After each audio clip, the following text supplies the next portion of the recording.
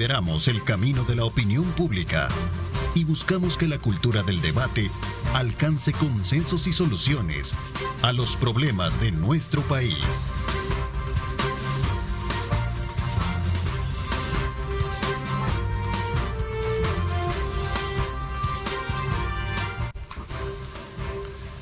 Buenos días, El Salvador, ¿cómo están? Qué placer enorme saludarle. Gracias nuevamente por estar con nosotros, continuar con nuestra programación. Ya Luisa Mayoa nos mantuvo al tanto de lo que está ocurriendo en nuestro país y el mundo entero, con relación pues a los temas que hemos conocido a nivel de nuestros equipos periodísticos. Vamos de inmediato en esta hora y media a conocer temas importantes del país. En esta primera parte vamos a hablar acerca de esta investigación conjunta que ha tenido la Fiscalía General de la República, Migración, Policía Nacional Civil, ¿verdad?, sobre la existencia de una red criminal conformada por extranjeros, especialmente colombianos, quienes ingresaron al país como turistas y se dedicaron y se radicaron en el país. De acuerdo a la información que hemos conocido y que se ha dado a conocer precisamente a través del Ministerio de Justicia y Seguridad, es que todo el dinero recolectado de todas estas estafas informáticas se ha remesado hacia Colombia. Más de 20 millones estiman las autoridades en el periodo del periodo del año de 2021 a la fecha. Detalles acerca de todo de esta investigación con nosotros acá en nuestros estudios, y quiero darle la más cordial bienvenida al señor Fiscal General de la República, al licenciado Rodolfo Rodolfo Delgado. Bienvenido, gracias por acompañarnos, fiscal. Buenos días. Buenos días, Ernesto, y un saludo a la población salvadoreña. Gracias por acompañarnos esta mañana. Invito a nuestros televidentes, por supuesto, para que participen, nos hagan llegar sus comentarios y sus preguntas. A ver, fiscal, cuéntanos un poquito acerca de toda esta investigación. Sé que es una red, como ustedes lo han hecho llamar en la conferencia de prensa, y que está conformada precisamente por colombianos. Sí, Ernesto. Bueno, en realidad esta es una investigación que involucra a muchas instituciones que nos dedicamos a la seguridad pública, a garantizar la seguridad pública de los salvadoreños. En primer lugar, pues la Dirección General de Migración detectó el ingreso de colombianos, lo cual es algo normal pues dentro del flujo migratorio que puede existir en un país. Pero empiezan a observar una serie de patrones que despiertan ciertas alertas. En primer lugar, se trataba de ciudadanos colombianos que no, pues, decidían no cumplir con la normativa migratoria salvadoreña y permanecían en el país luego de transcurrido el tiempo que se les da a estas personas que entraban como turistas aquí al país. Que son 3 meses, entiendo. Sí, exacto. Entonces, posteriormente, estas personas, una vez radicados, cuando llegaban a nuestro aeropuerto, les eran retenidos sus pasaportes. O sea que ahí estamos hablando de un tema en el cual, de alguna manera, esta organización criminal limita la libertad de circulación de estas personas que son reclutados en Colombia, trasladados a otros países y posteriormente los ponen a trabajar en este tipo de actividades criminales.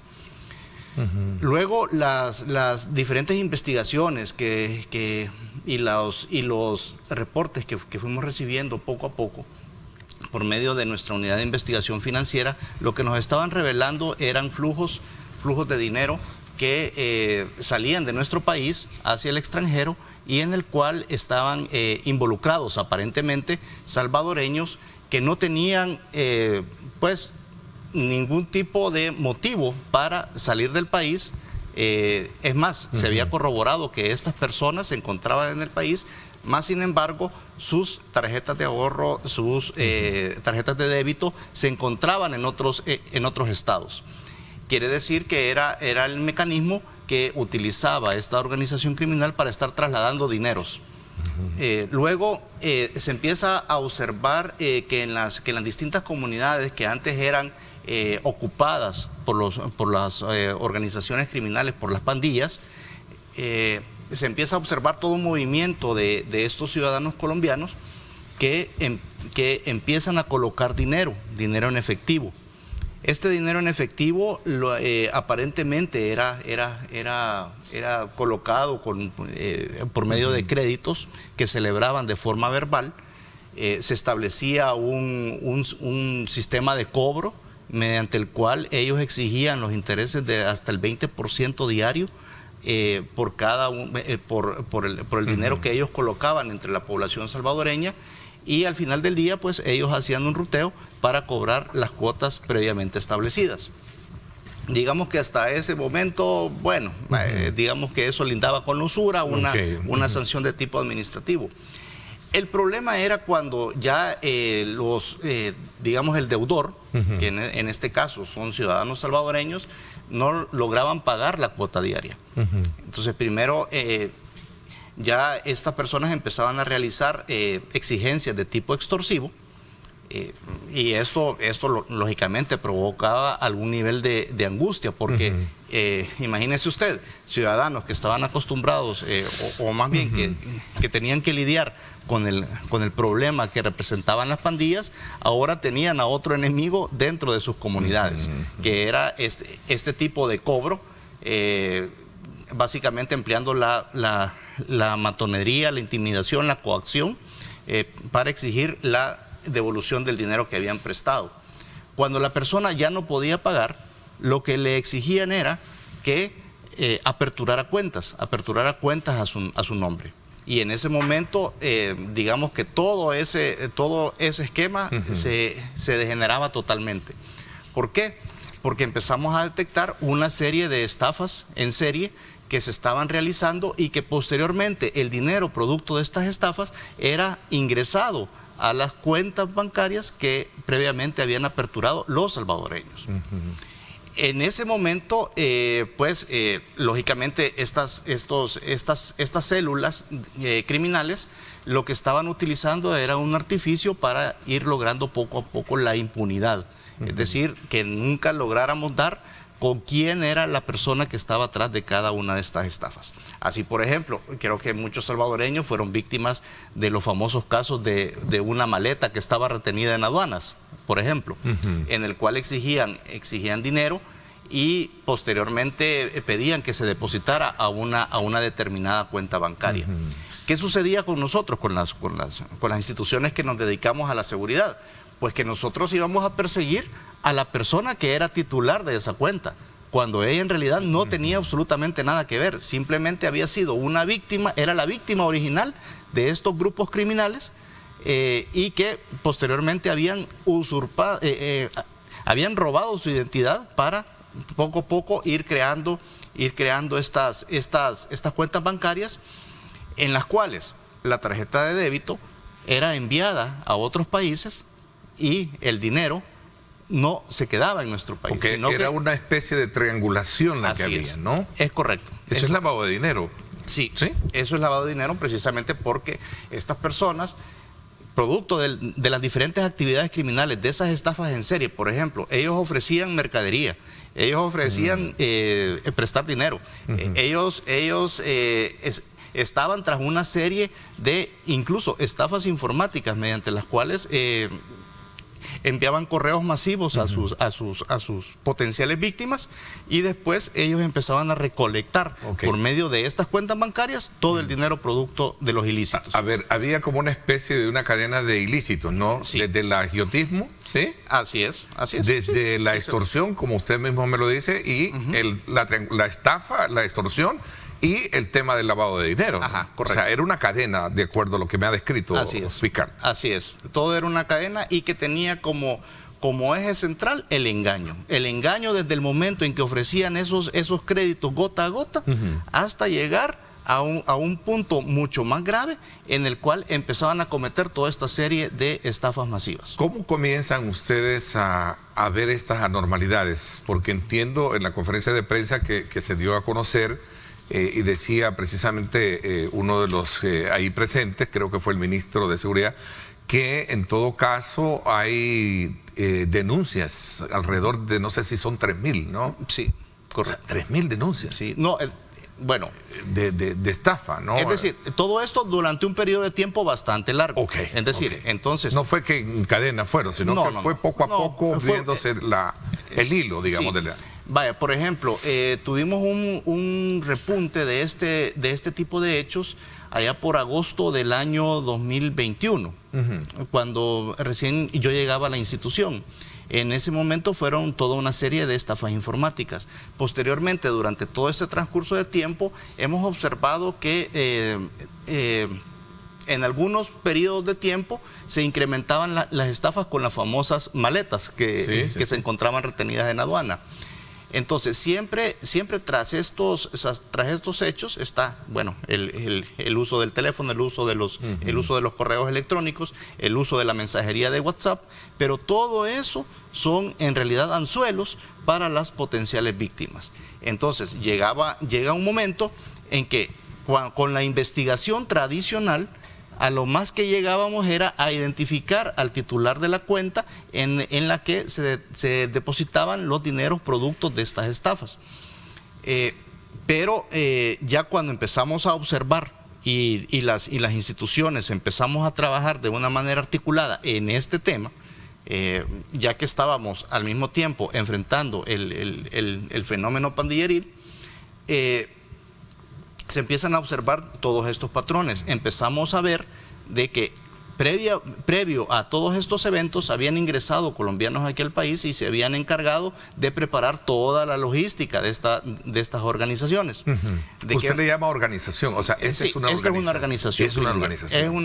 No es un hecho criminal, aislado de una, ya es una estructura. No, así es. Desde el primer momento en que usted empieza a observar a líderes de determinadas células criminales que tienen a su cargo a un número determinado de personas, en las cuales les han retenido los pasaportes, les dan todos los medios logísticos para que empiecen a colocar el dinero, incluso le dan toda la papelería para mostrarse con una aparente legalidad ante los potenciales deudores de los créditos iniciales.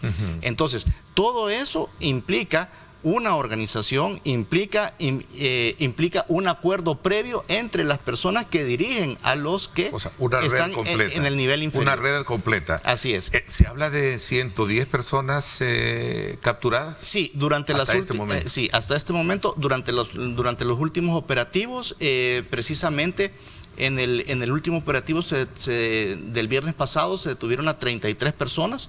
Se incautó una significativa cantidad de dinero en efectivo, el cual se encontraba escondido incluso hasta en macetas. Entonces se encontró droga, se encontró toda una serie de elementos que nos indica que la diversificación de las actividades criminales de esta organización criminal iban en aumento. Entonces, creo que la adecuada coordinación que se tiene con la Policía Nacional Civil y en este caso en particular con la Dirección General de Migración es lo que nos permitió ubicar y también detener en este momento a estas personas. A ver, fiscal, ¿las 110 personas todos son colombianos? No, de hecho que solamente tenemos 105. También tenemos a una persona de nacionalidad argentina, tenemos, 2 guatemaltecos y 2 salvadoreños que estaban ligados a estas personas.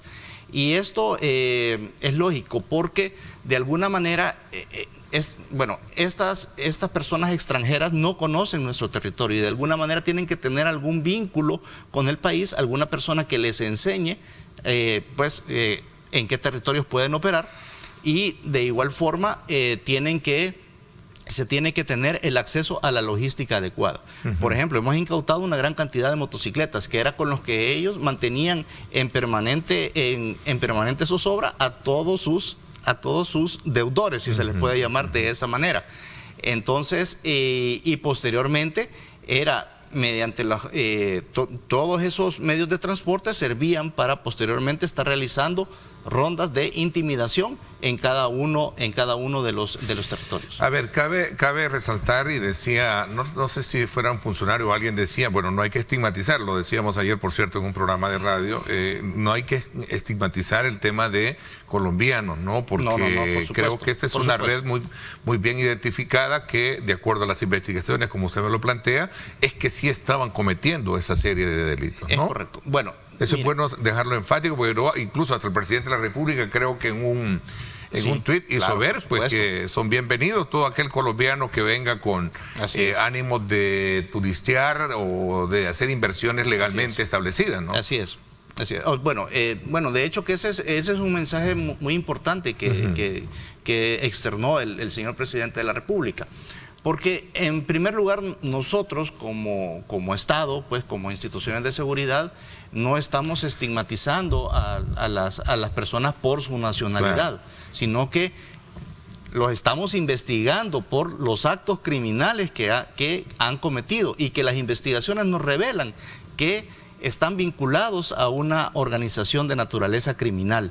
Es decir, que, a diario no tengo idea de cuántos colombianos pueden ingresar aquí a nuestro país, y yo sé que la mayoría de ellos son personas honorables, son personas honradas, pero tampoco vamos a permitir que algunas de estas personas, pues sin importar la nacionalidad que tengan, vengan a delinquir aquí a nuestro territorio. De hecho, ahí está el tuit que publicaba o que posteaba el presidente de la República, ¿no? En la que hacía énfasis precisamente sobre ese punto importante que resaltarlo, como usted bien lo secunda, ¿no? Por supuesto. Porque no se puede estigmatizar solo por el hecho de ser un colombiano, y ¿verdad? Exacto. Pero obviamente aquí hay una red, como usted bien lo dice, una organización con personas que van a ser investigadas sobre el grado de conexión que existe alrededor de todo esto. Pregunto, fiscal, estas personas entraban en calidad de turistas. Sí, así es. E incumplían el periodo de la estancia, que creo que es de 3 meses la que se le da. Correcto. Desde ahí comienza ya una falla en todo eso. Así es una falla en ese momento de naturaleza administrativa. ¿Quién falla? Pregunto, y alguien me decía mira, entonces quiere decir que los filtros para detectar a las personas que se quedan dentro del país no están funcionando en términos migratorios. De hecho que sí están funcionando. Y gracias, se reportaban. Y gracias a que funcionan esos filtros, y gracias a, de hecho el director general de Migración, el señor Cucalón, Ricardo, es una persona que en definitiva le ha dado un vuelco total. Él reportaba quienes no habían salido a la Dirección General de Migración. Entonces, él en definitiva, por medio de su personal, estaba realizando constantemente visitas a las direcciones reportadas por estas personas cuando hicieron su ingreso al país. Lo que sucedía es de que precisamente si yo ando cometiendo un delito, lo primero que hago es tratar de evadirlo, de ocultarme. Entonces, y llega un momento en que es precisamente la Dirección General de Migración la que contribuyó a la ubicación de estas personas. Entonces sí están funcionando muy bien los cánones de... Por supuesto. A ver, hay una pregunta que surge también en el contexto de esta conferencia de prensa, y es la advertencia que se hace, es decir, para que estos salgan del país, ¿no? Sí. ¿Cómo se explica o cómo se entiende esto? Entiendo que dieron 72 horas para que los colombianos que estén ligados a estructuras de lavado de dinero y actividades ilícitas dejen el país. Es como advertirle de hecho, no sé si se malinterpreta esto, pero igual. No, de hecho que creo que lo mencionó el señor ministro de Justicia y Seguridad. Lo que él mencionó es que la Dirección General de Migración, precisamente por la aplicación de todos los controles preventivos, ha detectado una significativa cantidad de personas, supongo que de diferentes nacionalidades, que no han regularizado su situación migratoria aquí en nuestro país. Es decir, no han renovado pues su estadía, no se han abocado a la autoridad competente. Entonces, él se refiere a eso en el sentido de que regularicen, porque en la medida que nosotros como Estado tenemos la información obtenida de buena fe de parte de las personas que ingresan como turistas, nosotros lógicamente en ningún momento vamos a pretender expulsar a un extranjero sin un motivo que esté establecido en la ley. A ver, ese es un punto elemental que aclararlo, y como usted bien lo dice, pues el tema es que los que están incumpliendo esos protocolos ya vencidos de estancia, pues Sí, exacto, que salgan o regularicen. Así es, pueden regularizar, y eso en este momento solamente lo que implica pues es alguna sanción de tipo administrativo. Ok, Entonces, ¿20 millones de dólares? sí, esos son los flujos. Lo que sucede es que, bueno, nosotros en la Fiscalía General de la República se hizo toda una reingeniería en la unidad de investigación financiera. Entonces, la unidad de investigación financiera básicamente nos establece los riesgos que puede enfrentar en algún momento dado nuestro sistema financiero formal ante algunas amenazas u operaciones que se puedan catalogar como sospechosas de estar vinculadas a actividades criminales. Entonces, cuando nosotros empezamos a observar esos flujos y que de repente aparecen tarjetas de débito siendo utilizadas en Colombia, siendo utilizados en el Medio Oriente, y que en un momento dado las personas titulares de esas cuentas no han salido del país, entonces lógicamente empezamos a ver que algo malo está sucediendo. Entonces todo eso nos sirve a nosotros para poco a poco ir corroborando y planteándonos hipótesis sobre qué es lo que está sucediendo, y es así como poco a poco fuimos llegando hasta esa estructura criminal. Hay que tomar en cuenta, aquí han sido muchos colombianos los que en algún momento dado fueron detenidos por la Policía Nacional Civil, y nosotros lo que la investigación nos va orientando es a, lógicamente, interactuar poco a poco con las personas que están detenidas. Y en algún momento dado obtener información sobre qué es lo que están haciendo aquí en el país. Y así poco a poco fuimos descubriendo lo que aparentemente se trataba de préstamos express a personas de escasos recursos o que no tenían la posibilidad para accesar al sistema financiero formal. ¿Los préstamos eran en grandes cantidades? ¿Se han detectado o eran de alguna manera préstamos, no sé, locales, personales? Digamos entre los 500 y los $1000. Es decir, algún tipo de emergencia podía ser sufragado con esos dineros. Ellos hicieron uso de la tecnología en este caso, mucho, ¿no? Sí, claro. Bueno, por supuesto que desde el primer momento en que ellos crean correos electrónicos falsos, según la investigación. Sí, pero esas son actividades que hasta este momento... Sitios web. Hasta este momento no hemos detectado que eso sea aquí en el país. Es decir, es cuando empezamos a ver las vinculaciones que se dan principalmente con algunas personas todavía no identificadas dentro de nuestra investigación que operan desde Colombia. Entonces, pero en sí empezamos a ver que hay una vinculación desde el momento en que se reciben los dineros en las cuentas de los salvadoreños a los que les han robado la identidad. Ahora, toda esta investigación viene, me dice, desde años, ¿no es 2 años? Lo que sucede es que empezamos a detectar esos observar movimientos raros, y posteriormente empezamos a unir cada una de las piezas de la investigación para plantearnos la hipótesis, y que hemos comprobado mediante las diferentes detenciones que se han realizado durante al menos el último año. A ver, esta investigación también ha tenido el acompañamiento de las autoridades de Colombia. ¿Han tenido ustedes? No, por el momento no. Solamente el Gabinete de Seguridad que ha estado desde luego involucrado en esto. Y la Dirección General de Migración. Ahora, toda esta indagación va a ampliarse bueno, en definitiva tenemos que ampliarla, porque en primer lugar tenemos que indagar cuáles son los antecedentes de estas personas en sus países de origen. Es decir, tenemos que pedir auxilio a las autoridades colombianas.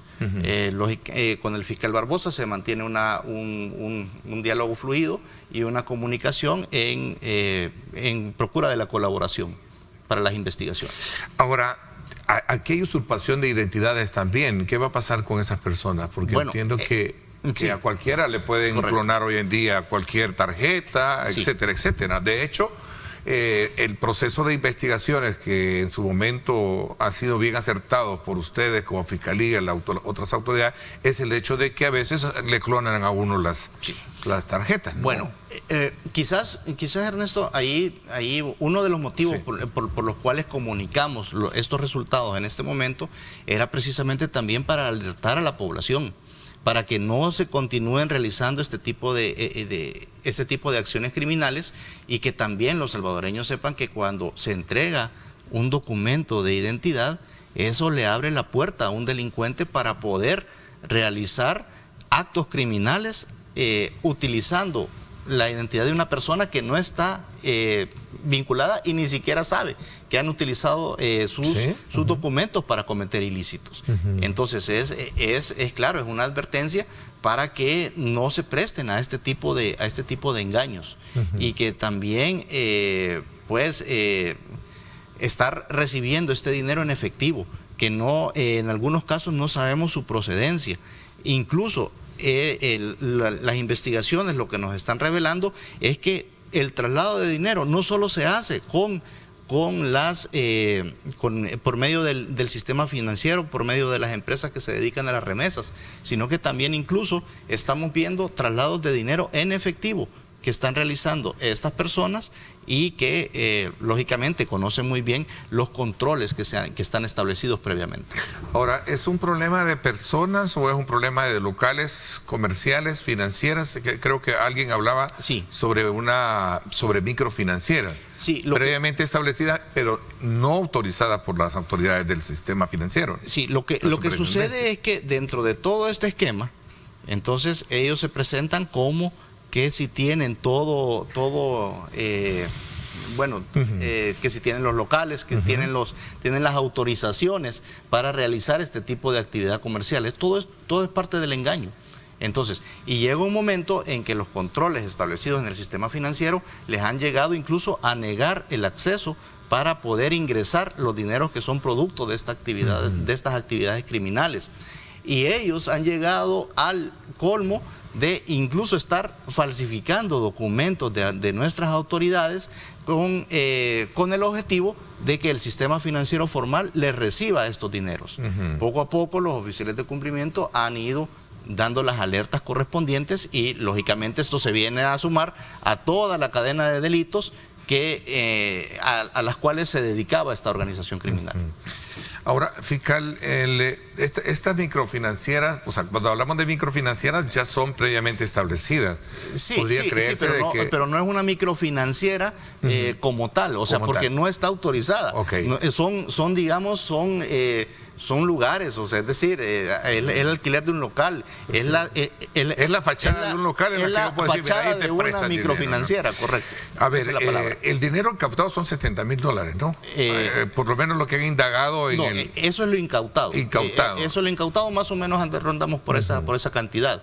El problema es el dinero que se ha trasladado hacia otros países. Que es el que hablamos de casi alrededor de 20 millones de dólares. Carros, vehículos, han allanado varias colonias, ¿no? Esto estaba en varias colonias. ¿La operación que se hacía? La operación se realizó principalmente en una colonia que está ubicada en el municipio de San Juan Opico.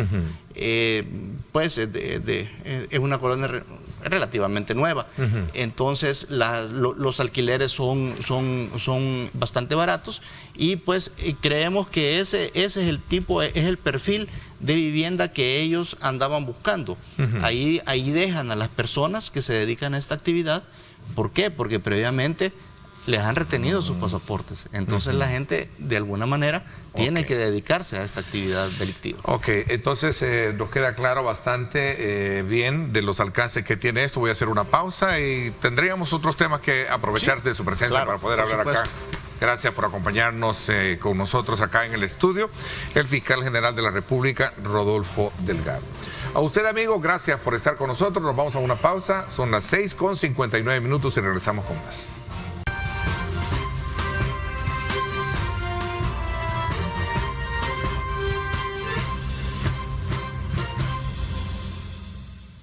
Bueno, gracias nuevamente por estar con nosotros a esta hora de la mañana. Saludamos a quienes nos están desde luego sintonizando a través de nuestras plataformas digitales.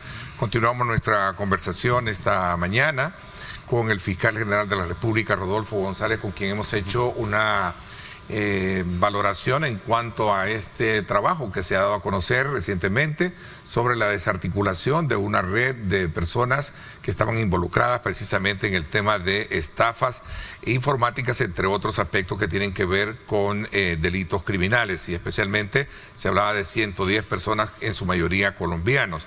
A ver, ministro, fiscal, voy a aprovechar su presencia acá para poder hablar de otros temas. Ayer estuvo en la Asamblea Legislativa para hacer un abordaje importante también de otro tema que viene siendo como una especie de bomba de tiempo, que es el tema de las estafas en el tema de las notificaciones, ¿cierto? Sí, así es. Cuéntanos un poco. Bueno, en realidad esta es una iniciativa, y yo la veo con muy buenos ojos, es algo necesario en nuestro país. El señor presidente de la República, presentó por medio de su ministro de Justicia y Seguridad esta iniciativa que contiene una reforma al Código Penal.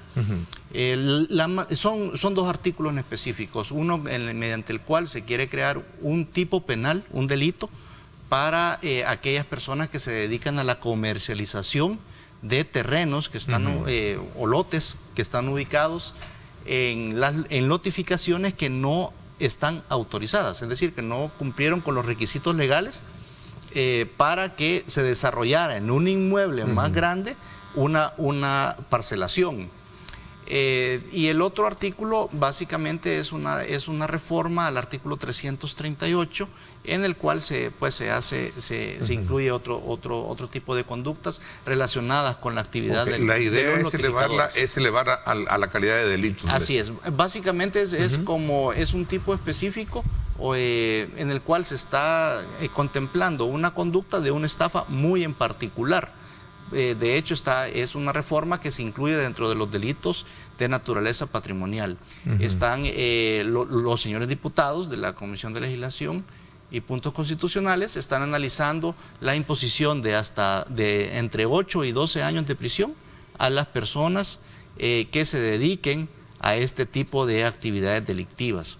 Y en realidad yo creo que es muy importante esta iniciativa del señor presidente de la República, porque creo que es un tema de justicia social. Yo creo que si usted se para en la calle y le empieza a preguntar a los salvadoreños cuántas personas tienen o han adquirido un inmueble en esas notificaciones irregulares y que no pueden accesar a tener su título de propiedad, creo que se sorprendería con la cantidad de salvadoreños que se encuentran en esta situación. Y yo creo que es importante esta iniciativa del señor presidente. ¿Por qué? Porque la seguridad también incluye la seguridad jurídica que puede dar a una persona el poder tener su título de propiedad y de igual forma poder invertir en un inmueble mediante el cual ha adquirido por medio de esfuerzos, mediante el pago de cuotas, de contratos de arrendamiento con promesa de venta durante muchos años. Esto ha sido tratado anteriormente en la Fiscalía General de la República y es increíble la cantidad de personas que han llegado a denunciar de que han concluido de pagar el precio al cual se comprometieron, a veces entre 10, 15, 20 años, y cuando llegan a pedir su título de propiedad, quizás para presentarlo al sistema financiero formal y constituir una hipoteca y poder mejorar sus casas, poder mejorar sus condiciones de vida, entonces no lo pueden hacer simple y sencillamente porque algunos malos empresarios que se dedican a esta actividad comercial simplemente no cumplieron con la ley. De hecho, hay una comisión interinstitucional, ¿no? Así es. Que están integrados por varias instituciones. En esa comisión participa la Fiscalía. A este tema, por eso yo lo planteaba, ¿no? Y de hecho, lo voy a mencionar. Es una bomba, una especie como... ¿Quién no ha resultado? Bueno, hay mucha gente que ha resultado afectada con este problema. Así es. Y nosotros como Fiscalía General de la República hemos participado de esas mesas interinstitucionales. Ahí está la Defensoría del Consumidor, está el Ministerio de Vivienda. estamos nosotros como Fiscalía, está la Procuraduría General de la República, y es increíble la cantidad de casuística, la cantidad de casos que llegan en los cuales la gente está denunciando este tipo de hechos criminales. Ahora, esta se espera que se vea aprobada porque entiendo que en la Asamblea Legislativa se están haciendo los llamados a todos también para poder conocer sus propuestas, ¿no? Sí, así es. En el caso que ustedes es precisamente el abordaje para esa reforma del Código Penal. Sí, porque yo considero de que en primer lugar es un tema bastante complejo. Complejo por la cantidad de personas afectadas. Es decir, pero es de justicia, sí, también, exacto, humana, ¿no? Así es de justicia porque creo que la vinculación de la persona con su tierra, con su vivienda, es algo que el Estado debe de proteger siempre. Entonces, y aparte, cuando yo le menciono que es complejo, debido a que cuando se realiza el abordaje caso por caso, eso requiere una gran cantidad de tiempo. Y también se puede llegar a incluso sobresaturar el sistema de justicia. ¿Por qué? Precisamente por la cantidad de víctimas. Entonces tenemos, si este delito se llega a aprobar, nosotros como operadores del sistema de justicia vamos a tener la capacidad de contar con una herramienta legal efectiva hacia quienes han causado este problema. Y este problema es precisamente por aquellas personas que con el dueño de un inmueble le prometen que van a crear una lotificación, que van a básicamente a edificar una comunidad en sus tierras, sí. Pero en realidad lo que hacen es que no cumplen con los requisitos por A o por B motivo y simplemente se dedican a estar recibiendo el dinero de los salvadoreños. Básicamente eso es una estafa. Claro. Porque le prometen a la gente, mire, si usted termina de pagar todas estas cuotas, dentro de 10, 15, 20 años, usted va a ser dueño de este inmueble. Pero ¿qué ha sucedido? Pasan esos 5, 10, 15, 20 años y la gente no puede accesar a esos créditos. Sí. Hay gente que con mucho esfuerzo los cancela anticipadamente esos inmuebles. Y hasta la fecha creo que todavía están esperando de eso, ¿no? Bueno, sí, creo que sí. Bueno, hasta la fecha todavía están esperando su título de propiedad. Se llega al extremo en que el que contrató originalmente, el que adquirió originalmente ese inmueble, fallece y es un problema que se va heredando a sus hijos, se va heredando a su cónyuge sobreviviente en algunos casos. Entonces, y eso va complicando más las cosas para llegar poco a poco a lo que se quiere. Una regularización, ¿por qué? De la propiedad, ¿por qué? Porque eso es parte de la seguridad jurídica que como Estado estamos obligados a garantizarle a las personas. Usted me decía de algo que me parece que es interesante colocarla en el contexto de los, digamos, del primer semestre más de lo que ya llevamos de año, de cómo ha venido trabajando en este caso la Fiscalía General de la República. ¿Cuál es su evaluación, su perspectiva con relación a lo que se ha venido haciendo desde varios ángulos, incluso también en el contexto de la seguridad pública, ¿no? Bueno, creo que principalmente es de que en la Fiscalía uno de mis objetivos era precisamente tratar de fortalecerla. ¿Fortalecerla para qué? Para que sea una institución que esté a la altura del resto de instituciones que conforman el gabinete de seguridad. Bueno, se ha visto cómo el gobierno poco a poco fue haciendo inversiones en nuestra Fuerza Armada, fue mejorando la calidad de vida de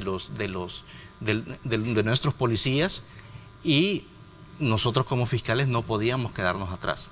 Entonces creo que la apuesta por el capital humano, por mejorar el capital humano que tenemos nosotros en la Fiscalía General de la República ha sido uno de mis objetivos. También poco a poco ir mejorando las condiciones laborales, también integrarnos y no vernos como una isla o una franja de Gaza que estamos totalmente aislados del gobierno. Al final de cuentas, la Fiscalía General de la República es donde están los abogados del Estado.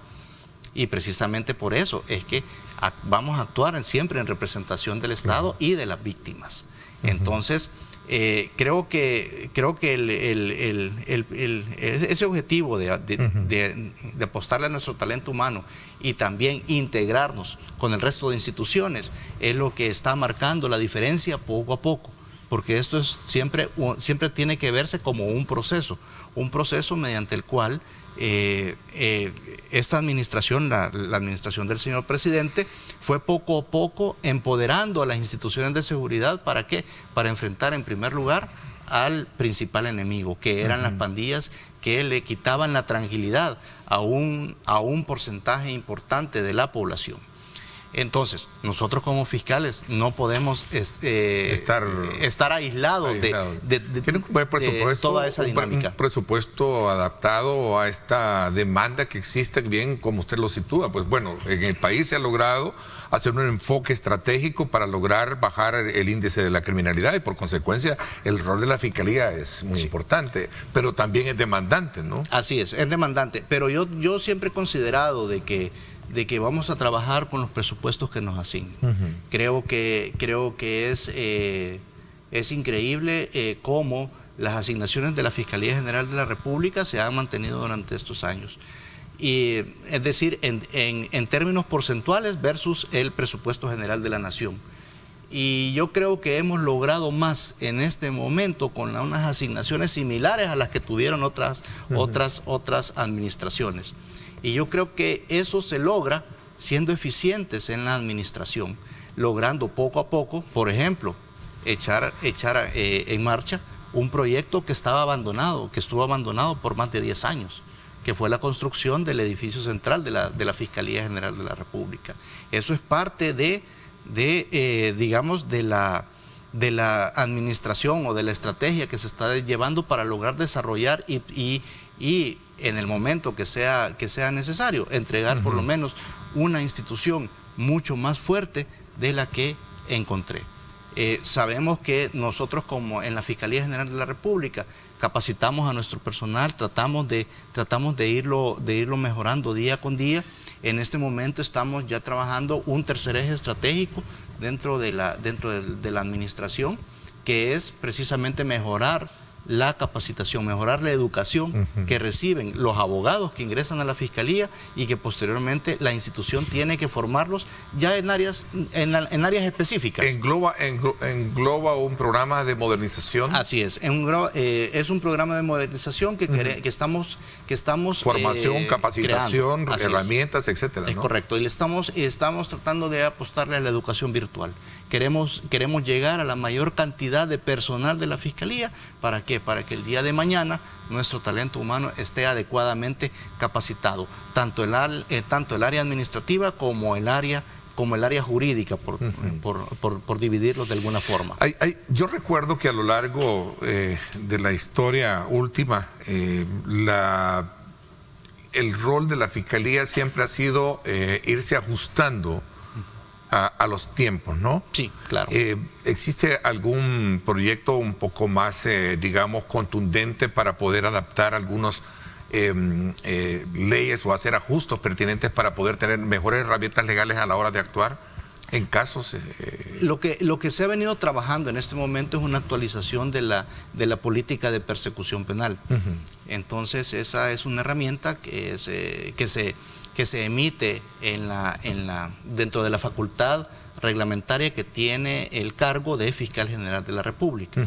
Ya en el momento que esté finalizada y revisada por todos los mandos de la institución, en ese momento se va a dar a conocer y lógicamente se tiene que publicar. Por eso yo le decía, un poco en el énfasis más directo, en el caso específico de la elección, por ejemplo, del cargo del fiscal, que es de 3 años, ¿no? Sí, es de 3 años. De 3 años.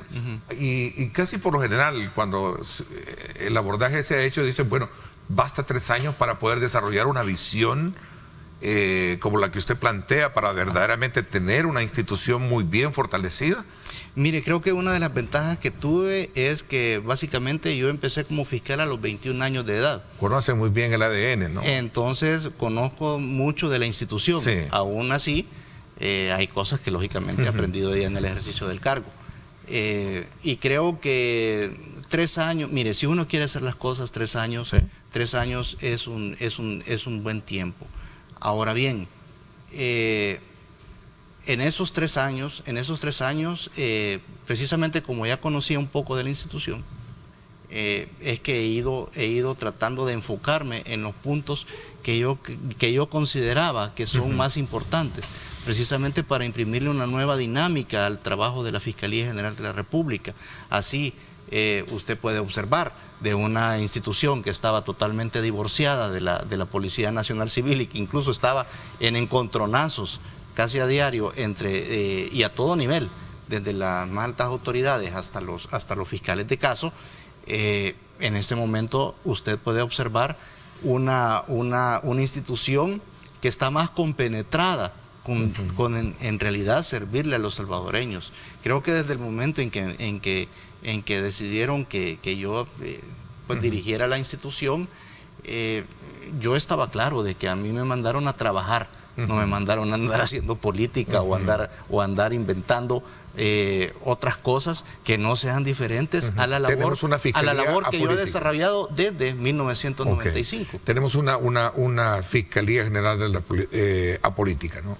Es que de eso se trata, de eso se trata. Naturaleza, es esa política, pero la gente aquí entiende que es una institución apolítica porque se está enfrentando con el gobierno, cuando en realidad eso sería básicamente un choque político entre instituciones, y no se trata de eso. Al final de cuentas, la Fiscalía General de la República, de acuerdo con la Constitución, forma parte del Estado, y por ende nosotros, los fiscales, estamos obligados a actuar coordinadamente con el resto de instituciones. Ok, el combate del delito ha sido una de las, obviamente, de las prioridades hoy en día, y que se da en el contexto de realidades como la del régimen de excepción y otros aspectos que han logrado ver la reducción de homicidios como tal, ¿no? Sí, correcto. De hecho, creo que hemos tenido algunos percances. Por ejemplo, el fin de semana hubo, en el caso del oriente del país... Sí, pero son... mire, es muy difícil que un delito se erradique totalmente. Por cierto, la persona que logró defender de 2 pandilleros fue absuelta de cargo. Bueno, él de hecho en este momento se dieron las instrucciones que él se iba a realizar la investigación correspondiente, pero él no se encuentra detenido en este momento. Señor fiscal, gracias por habernos acompañado y que nos haya dado pormenores acerca de esta desarticulación de esta estructura internacional, si lo queremos ver así. Obviamente son su mayoría colombianos, me decía, sí, en su mayoría. Que se hacía pasar por microfinancieras y que no estaban registradas en el país y que estaban haciendo, desde luego, actividades ilícitas como estafas, entre otros aspectos que ya usted muy bien nos mencionaba. Gracias por habernos acompañado. No. A usted, Ernesto, muchas gracias por la invitación. Gracias, señor fiscal general de la República, Rodolfo Delgado, con nosotros. A ustedes, amigos, nos vamos a la pausa y regresamos con más.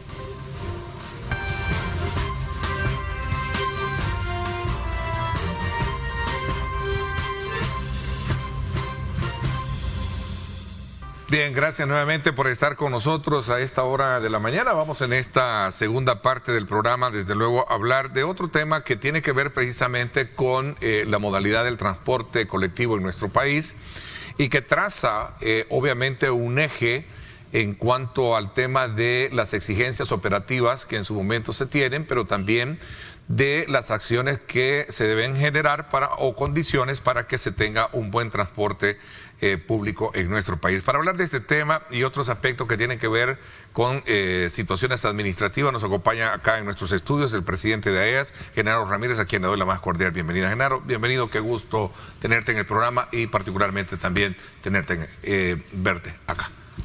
Buenos días, Ernesto. Bienvenido. Igual un gusto estar aquí contigo, compartir con tu teleaudiencia y explicarle a tus teleaudiencias la situación real que está viviendo en este momento nuestro sector. Ok, hay situaciones, digamos, históricas que trazan el tema del subsidio, que creo que es un punto digamos, como neurálgico, polémico, cuando se trata de ver el tema del costo operativo de los empresarios versus el cobro que se realiza, y que en medio de eso está el tema tarifario, está el tema de subsidio hacia la tarifa como tal.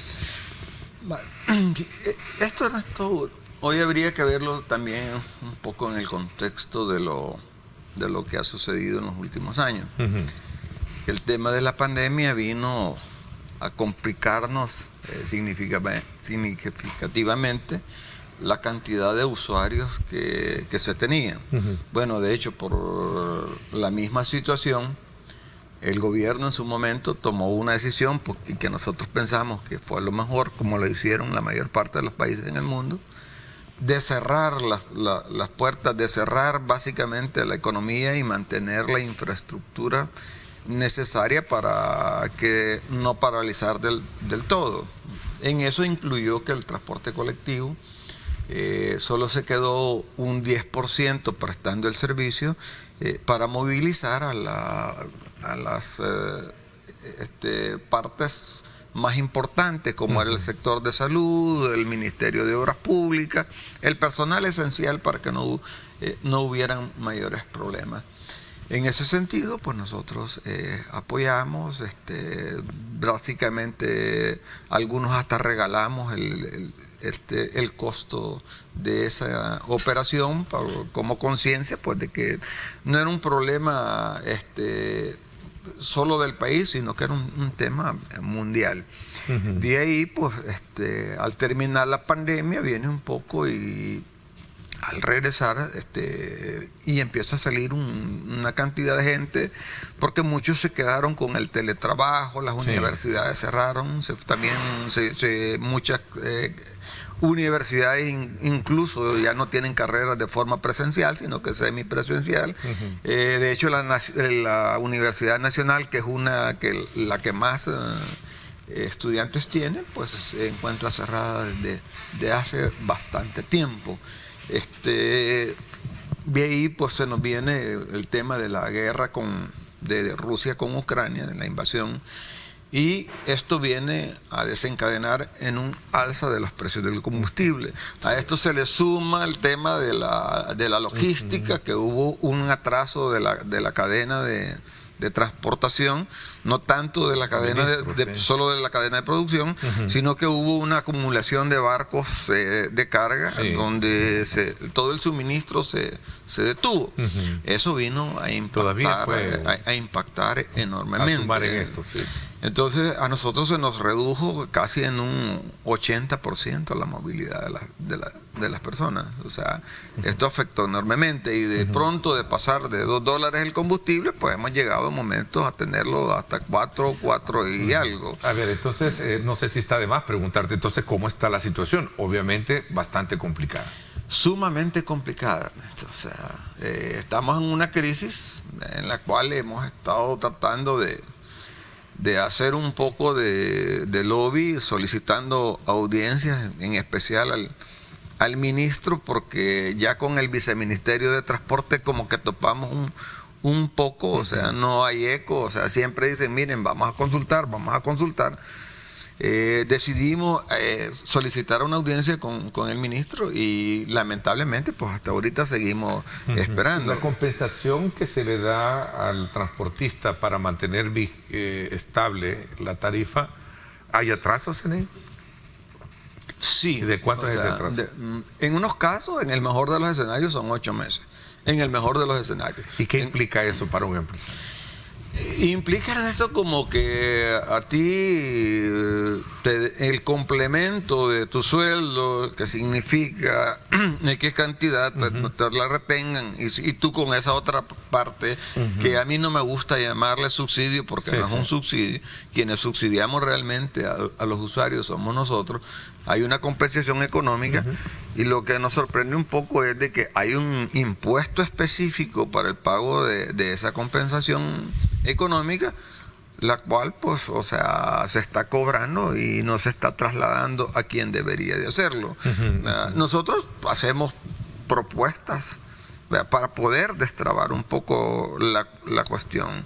Se le han hecho al viceministro, al director, al mismo ministro, pero realmente no se toman las acciones necesarias. Reconocemos pues la voluntad del señor presidente en las decisiones que ha tomado, pues un tema que ha sido muy sensible históricamente y que tú lo conoces muy bien, que ha sido el tema de la seguridad, el tema de las extorsiones. Bueno, de hecho, estoy bajo la responsabilidad de preguntarte si hay una reducción o no en el tema de las extorsiones al sector transporte colectivo, y si lo es, ¿cómo entender que la situación es difícil ahora que no se están pagando ese dinero a los delincuentes? Escuché en más de alguna oportunidad, porque obviamente la atomización del sector transporte es evidente, a un grupo de empresarios decir, bueno, nosotros ahora ya no pagamos, la extorsión se ha reducido en un porcentaje considerable. Entonces ese dinero obviamente está dentro de la empresa como tal. Cuéntame un poquito sobre eso. Debería de estar, ya que tú por eso te digo de que si antes gastábamos un galón de combustible, costaba $2. Sí. Y después llegó a costar 4. O sea, y el combustible casi significa el 80% de tus costos operativos. Esto implica de que pasar de $2, que si antes gastabas $40, después estás gastando $80. Entonces, esta diferencia, esos $40 adicionales, no es significativo con la reducción del cobro. Okay. ¿O es relativo entonces?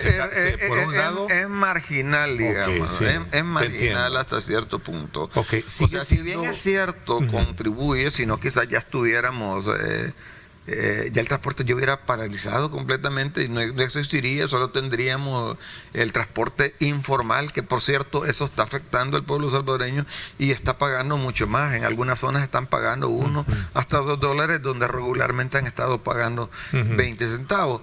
Y ahora el tema de la compensación queremos aclarar, o sea, que ese fue un acuerdo que sirve para que las tarifas se mantengan. Hecho en Casa Presidencial, por cierto. Exactamente. O sea, porque eso lo reconocemos, que ese fue el acuerdo. Lamentablemente, pues, por las situaciones que este expresado no se ha pagado en su momento, y eso nos está llevando, muchos ya quebraron. Otros están a la vuelta de la esquina, que están a punto de quebrar, otros ya los embargaron, no hay acceso al crédito, o sea, es una situación bastante compleja. ¿Me quieres un poco llevar a pensar de que puede haber una especie de paro técnico? De hecho, parcialmente ya lo hay, o sea, y al paso que van, si no reaccionan, y aquí queremos hacerle un llamado al señor presidente. Pues yo creo que a veces el señor presidente, por sus ocupaciones, él puede tener toda la buena voluntad del mundo, pero lamentablemente no se puede estar encima de todo. Y a veces se tiene como que recurrir a estas... situaciones, declaraciones públicas, porque a veces eso permite que de alguna manera llegue el mensaje. ¿Hay buena comunicación con sus representantes? Digo, en este caso, Ministerio de Viceministerio de Transporte, y en este caso también Ministerio de Obras Públicas. Lamentablemente no, y eso es lo que estamos resintiendo últimamente, la falta de cumplimiento de los últimos acuerdos, y por eso estamos tratando de hacer ver públicamente de seguir esta situación, ¿verdad? O sea, nosotros les pedimos incluso al viceministerio una reunión con la presidenta del banco hipotecario para tratar de buscarle una salida a la problemática, porque al banco hipotecario se le deben, yo creo que un poco entre 150 a 200 millones de dólares. O sea, y que era el único banco que le estaba prestando al sector.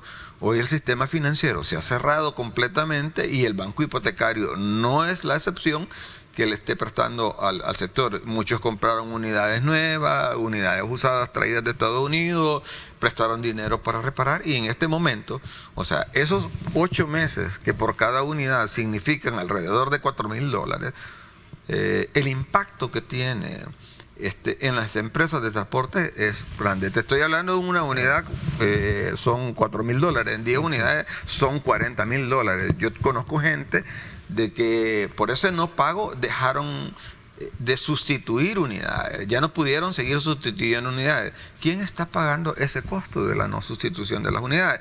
Y si a esto le ponemos el calvario que implica en el Viceministerio de Transporte el hacer una sustitución o hacer una remarcación, hay quienes con unidades nuevas, Ernesto, se han tardado 3 años en hacer una sustitución. ¿Crees tú que es justo? ¿Creen ustedes, pueblo salvadoreño, que una persona que está haciendo el sacrificio de comprar un microbús, un autobús nuevo, se tarden 3 años y que esta persona esté pagando 3 años una unidad por negligencia de los funcionarios encargados de la cartera?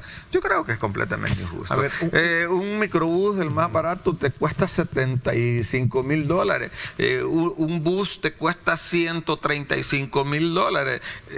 Y en algunos casos, en el interdepartamental, hay buses hasta de $270,000 que incluyen hasta baño, aire acondicionado, televisión y todo. Entonces, esa carga es completamente insostenible. A ver, un alivio sería entonces estar al día con el tema de la compensación.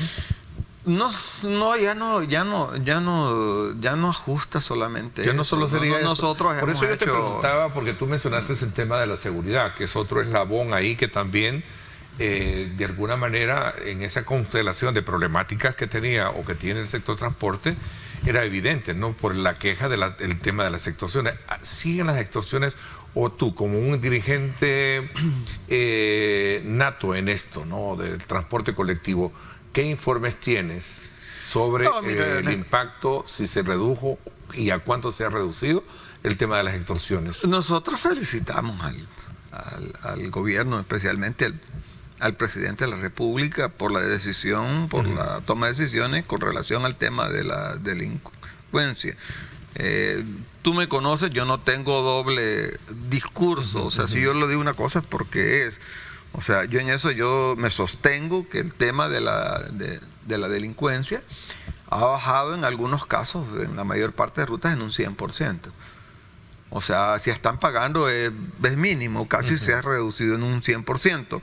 El punto es de que esa es una de las medidas y uno de los casos que nosotros expusimos en su momento en las reuniones que habían en Casa Presidencial, de que se tenía que resolver el tema de la delincuencia. De las extorsiones. O sea, de la delincuencia en términos generales. Sí. O sea, porque también... Y a la par de eso iba la amenaza de muerte, ¿no? ¿Cuántos compañeros tuyos no fallecieron producto de eso, no? Bueno, tú conociste muy bien a algunos de ellos, José Simón Cruz, que murió en todo este proceso. Yo perdí muchos amigos míos, a Francisco, ¿te acordás? Nosotros le decíamos al cachudo de San Vicente, porque también murió mucha gente que fueron asesinados por el no pagar las extorsiones. Entonces, esa parte nosotros la valoran, que hoy la valoramos como positiva, ¿verdad? Y que debe de mantenerse en el tiempo. Porque no nos preocupa, porque si de pronto con la misma situación que tenemos vuelve este tipo, o sea, de flagelo. Mira, nosotros que nos hayan quitado la guillotina de la cabeza, porque era un momento en que sabías que si llegabas a tu oficina o llegabas a la empresa corrías peligro, pues había que pagar más incluso en seguridad, contratar más seguridad para poder llegar a las empresas. Sí. Ahora, tú hablas precisamente de canalizar, de solicitar, de haber hecho ya las gestiones pertinentes con las autoridades sobre la necesidad de que, en primer lugar, tú decías de que se les dé la compensación o que se les logre, digamos, poner al día. Correcto. Y otras medidas que tienen que ver con el tema del financiamiento para buscar la forma en cómo logran una refinanciamiento, podría ser en este caso lo que sería cuando tú mencionas el tema de buscar la ayuda, el auxilio financiero con bancos.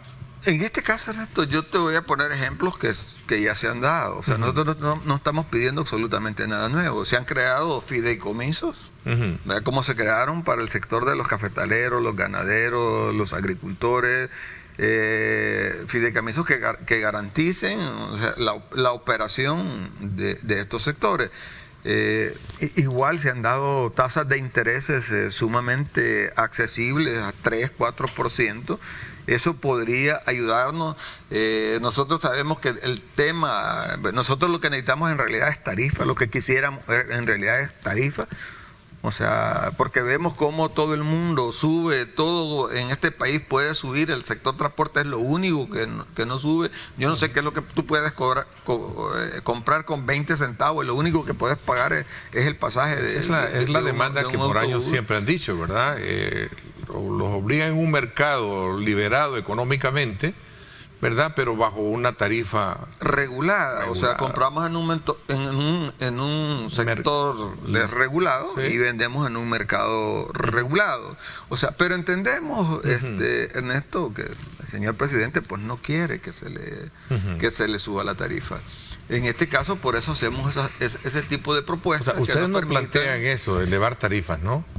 Es que incluso hemos hecho propuestas como lo que es una tarifa compuesta, Ernesto, que lleva varios valores, que incluye como el tema de la delincuencia. Pues, el haber reducido ese pago, te puede decir que te podía haber subido 1 centavo, 2 centavos, digamos, en la tarifa.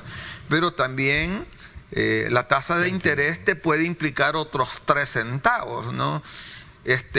Un fondo de garantía te podría significar otro par de centavos. Si le dieran un bono a los trabajadores para transporte, en vez de subir el salario mínimo, porque al subir el salario mínimo ni han anunciado, apenas lo anuncian y se dispara todo. Y sin embargo, por eso nosotros proponemos, eso es lo que denominamos una tarifa compuesta de varios valores, incluyendo, que se elimine toda la competencia deslegal e ilegal, que a veces los funcionarios nos dicen, mire, pero a veces son los mismos compañeros, es que mire, nosotros no le estamos preguntando quién lo está haciendo, independientemente de quién lo haga, usted como autoridad está en la obligación fueras tú, fuera yo, fuera yo, quien sea, no tiene que ser ilegal andar operando. Exactamente, porque no es posible que otro de otra ruta se vaya a meter a la tuya y te ande haciendo competencia desleal o ilegal.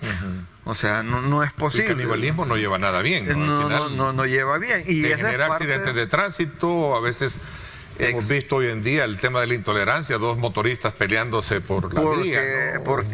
Porque se lleva. Bueno, tú sabes que históricamente tratamos de implementar lo que fue lo de las cajas únicas, pero con mucho apoyo, una escuela de conductores, que tú has sido testigo de que se han hecho esfuerzos significativos en ese sistema. Entonces, pero lamentablemente hoy, por todas las circunstancias que han habido, hemos llegado a un momento en que es insostenible. Por años te he visto, sí, gracias, vamos a irnos a una pausa. Por años yo te he visto, obviamente, liderar, digamos, parte del sector transporte, porque sé que hay otras gremiales también ahí, de transporte. ¿Y qué logras, digamos, visualizar con este tiempo, tu experiencia y ahora? ¿Realmente puede ser que logres junto con otros heredar a este país en conjunto con las autoridades un modelo de transporte eficiente, seguro, moderno, económico? No sé, porque lo que escucho es que logran pedir espacios de audiencia y no las tienen.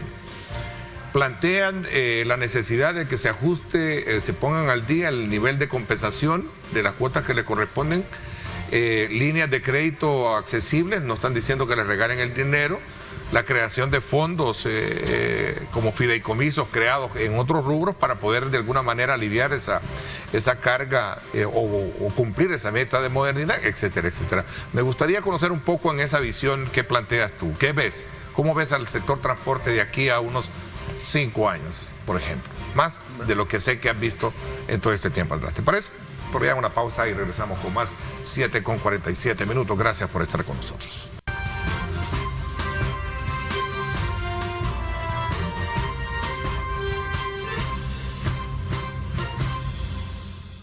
Bueno, gracias nuevamente por estar con nosotros. Solo para coronar un poco este tema, y me gustaría aprovechar a hablar acerca y conocer tu punto de vista con relación al tema de la accesibilidad en el país y hoy con estas nuevas modalidades que se han creado en la ciudad y que tienen que ver con los espacios para la ciclovía y que, quieras o no, pues también generan en algún momento el tema del tráfico. Creo que es otro de los factores que golpea fuertemente a cualquiera, ¿no? No digamos el particular, no digamos el caso de transporte colectivo, que tiene que ir ahí a lentitud, ¿no? A paso en estos congestionamientos. Es el tema. ¿Cómo ves el sector? ¿Esta problemática es eterna del sector transporte o visualizas que en 5 años podríamos, si hay un entendimiento, si hay una apertura y si hay una voluntad política, como tú lo decías, extracámara, se puede llegar a tener un modelo de transporte eficiente, seguro, cómodo y económico? Yo creo que todo es posible. Cuando dices, tú repetías lo que hablábamos fuera de cámara de la voluntad política. Pero cuando empezamos a dar o a tomar decisiones e invertir en situaciones que no resuelven la problemática del transporte, como fue que a nosotros se nos exigían que tuviéramos el 30% de autobuses con rampas de acceso para los discapacitados. Y te lo metieron a puro tubo y tuvimos que hacerlo. Hay buses que se compraron con rampa que nunca se ha utilizado, nunca se ha subido un pasajero discapacitado. Y esa rampa tiene un costo, cuesta entre 10 y 12 mil dólares. Por ejemplo, ahorita lo de las ciclovías, yo te invitaría que aquí justamente sobre la calle arriba pasa una ciclovía, que deja un equipo, pongas una cámara a ver cuántas bicicletas pasan en todo el día. Y ahí se está robando un espacio que podría utilizarse en la movilidad o en la agilidad del tráfico. Algo que se ha restringido por hacer una ciclovía. Te vi que en un programa con Julio Valdivieso, vi que hablaron sobre el tema de esta modalidad nueva que se están haciendo. Y de alguna manera la pregunta es, bueno, en una infraestructura nuestra desfasada, porque fue diseñada para una ciudad de hace, allá por los 50, tener este tipo de situaciones, surge esa pregunta válida. ¿Cuántas personas hacen uso de esa ciclovía? Miren, Néstor, contigo es fácil hablar y claro, tú no puedes... Y entendernos bien. Y entendernos bien porque recuerdas los esfuerzos que hicimos en el 2000, que viajábamos a Washington queriendo implementar un nuevo sistema de transporte con cobro electrónico, de transporte masivo, el denominado modelo Curitiba. O sea, conseguimos dinero, pero lamentablemente no se pudo implementar.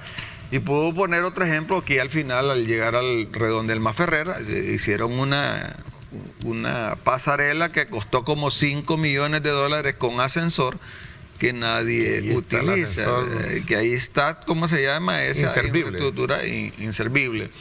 El problema, Ernesto, es que al bucero, como denominan a nosotros, al bucero, a Genaro Ramírez, no lo vamos a escuchar porque... O sea, ¿por qué bucero? Porque bucero, y además ya está viejo y como que lo viejo no sirve. O sea, hay una percepción, como que... de decir que las personas viejas no conocemos, cuando en otros países históricamente, bíblicamente, había el Consejo de Ancianos que eran los que dirigían realmente, ¿cómo se llama?, las decisiones que se tomaban a ciertos niveles. En este caso, pues nosotros queremos hacer acopio, como te digo, sabemos que el señor presidente pasa muy ocupado, que tiene 1000 cosas que atender, y hacerle un llamado, o sea, de que se retome al más alto nivel las discusiones, que se resuelva este problema del pago de la compensación económica, que nos sentemos, nosotros con mucho gusto podemos poner buses articulados, implementar el modelo Curitiba o implementar cualquier modelo ¿verdad? Que le dé la oportunidad al pueblo salvadoreño de transportarse de una forma ágil, segura, confiable, cómodo, como tú quieras llamarle, pero sabemos que eso tiene un costo. Pero es de ahí donde nosotros entramos, ¿verdad? Que incluso las empresas podrían promover que al que deje su vehículo en casa, darle un bono de transporte para fomentarle que haga uso de él. Pero claro, o sea, antes la gente tenía miedo. Hoy no pueden decir que tienen miedo porque la delincuencia se ha reducido casi en un 100%. ¿Y qué esfuerzos individuales? Te voy a hacer una pregunta porque seguramente muchos se estarán preguntando. Bueno, y Ernesto está dejando que ver que para que ellos pidan, ¿qué dan a cambio? ¿Qué se ha hecho de manera introspectiva para ver que hay una actitud propositiva? ¿Han mejorado ustedes, digamos, han concientizado mejor a sus empleados para que den un mejor servicio? Evitar, digamos, accidentes de tránsito, etcétera, etcétera. Si tú revisas las estadísticas, el transporte colectivo ha disminuido en un 80% la cantidad de accidentes que históricamente se daban. O sea, sí se ha disminuido. Como te repito, también se han hecho propuestas que lamentablemente nosotros no somos el ente rector ni regulador. Por ejemplo, hemos dicho, miren, ¿y por qué no flexibilizamos los horarios de entradas y salidas? Fíjate que eso nosotros lo tiramos en un tuit y lo dijimos públicamente, y para mejor los colegios nos agarraron el guante e hicieron una propuesta pública en la cual pedían que se modificaran los horarios de entrada, porque eso lo decide el Ministerio de Educación. Sí. Entonces, y si aquí sí hiciéramos una mesa de trabajo como existía antes la comisión reguladora que está en la ley y no se cumple, y nos sentáramos todos los sectores a buscar y hacer propuestas de movilidad, yo creo que podríamos encontrarle una salida. Por otro lado, yo puedo tener un buen proyecto, pero si no tengo acceso al crédito, o sea, ¿cómo puedo decirte yo, mira, voy a poner un modelo de transporte eficiente, cómodo, seguro, con todas las condiciones, si no me dan las condiciones para poderlo hacer? O sea, eso es imposible bajo las circunstancias actuales. Imagínate, te dejan de pagar 8 meses. O sea, si ahorita le vas a preguntar a un empresario, no tiene para pagar la cuota. Y si a esto le sumas que esos 8 meses, él tiene que pagar intereses en tarjetas de crédito si está sacando el diésel o los repuestos. Y hay tarjetas de crédito que te cobran hasta el 50% de interés. Quiere decir que en 8 meses ya casi te comió el 50% de la compensación, solo los intereses externos que tenés, además de lo que le debes al sistema financiero por los préstamos para la adquisición de unidades. Si en todo esto no se dan las condiciones adecuadas para hacerlo, y que nosotros tenemos la esperanza de que se nos escuche, que se nos atienda y que se nos vea realmente como el sector que transporta a más del 70% de los usuarios, y que se nos tiene con una tarifa restringida, que hay un impuesto a las gasolinas para pagar esa compensación. Yo espero que este mensaje este día llegue al señor presidente, y no dudamos de que él va a tomar cartas en el asunto, porque generalmente sí ha habido buena comunicación, y cuando se llega un mensaje, él inmediatamente responde y trata de resolver los problemas. Para coronar un poquito tu intervención acá, y te agradezco que hayas aceptado la invitación de venir para actualizarnos un poco cómo está la situación del transporte, es el hecho de que piden una apertura para sentarse a dialogar. ¿Sí? Que no le existe. Y concretizar lo que ya se había acordado. Sí, ¿así es? Porque hay acuerdos que no se están cumpliendo. No se han cumplido. O sea, pero no las ha cumplido el gobierno central. En este caso estamos siendo específicos, que es al nivel del viceministerio de Transporte o de Obras Públicas, donde no se ha cumplido. Entonces, por eso queremos elevar al más alto nivel ¿verdad?, para que pueda retomarse y pueda dársele un respiro al sector transporte y que los usuarios, que ese 70% tenga un mejor servicio y deje de estar utilizando otros transportes alternos que al final le terminan saliendo mucho más caros o incómodos. Ahí tú te vas al centro de San Salvador y ves pick-up, o aquí pasan los pick-up con los pasajeros colgados. ¿Ese es un transporte seguro para el pueblo salvadoreño que vayan en un pick-up? Yo no lo creo. En otros lugares del mundo, pero ni a los animalitos dejan que los lleven así sueltos como lo hacemos con los seres humanos en este país. Bueno, la verdad que te agradezco que hayas aceptado la invitación de venirnos a actualizarnos sobre la situación del transporte colectivo, lo que se ha logrado hasta este momento, cómo está el estatus de la comunicación con las autoridades, la solicitud para poder de alguna manera entablar pláticas que logren concretizar y llegar a acuerdos, y por supuesto también los grandes desafíos que hay en esa materia. Gracias por habernos acompañado. Gracias a ti, Ernesto, y como te repito, reconocer al esfuerzo que ha estado haciendo en especial el señor presidente en materia de seguridad. Reivindicamos nuestro completo apoyo, aprobación a ese sistema que nos ha permitido un respiro y poder vivir tranquilamente, no solo a los transportistas, sino que a una gran mayoría del pueblo salvadoreño. Gracias, te agradezco y me da mucho gusto haberte visto. Gracias, te agradezco. Igual. Gracias por mi parte. Esto es todo por hoy. Pásenla bien y como siempre recuerden lo más importante, amar a Dios sobre todas las cosas. Lideramos el camino de la opinión pública y buscamos que la cultura del debate alcance consensos y soluciones a los problemas de nuestro país.